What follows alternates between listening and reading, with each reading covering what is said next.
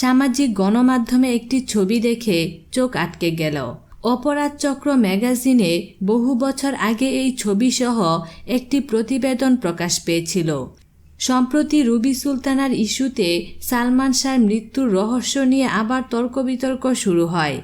ঠিক সেই বিতর্কে আগুন ধরিয়ে দিল সামিরা আর ডনের অন্তরঙ্গ দৃশ্যের ছবিসহ খবরটি। ম্যাগাজিনটি তাদের প্রতিবেদনে অভিযোগ করে লিখেছিল, তাদের মধ্যে ঢাকার একজন ধনকুবের ছিল। তাছাড়াও সালমান শাহর বন্ধু ডন এসে মাঝে মধ্যে ঘন্টার পর ঘন্টা কাটাত। সামিরা সালমানের ব্যস্ততার সুযোগে ইস্কাটন প্লাজার ফ্ল্যাটটিকে তার সেক্স সেন্টারে পরিণত করেছিল। প্রতিবেদনে আরও দাবি করা হয় যে মদ বিয়ারে আসক্ত ছিল সামিরা।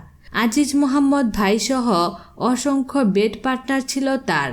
সামিরা দিনের পর দিন বিকৃত যৌনতা চালিয়ে যৌন সুখ লাভ করত। চট্টগ্রাম থেকে তার কলেজ জীবনের প্রেমিক রনিকে ডেকে আনত মাঝে মধ্যে।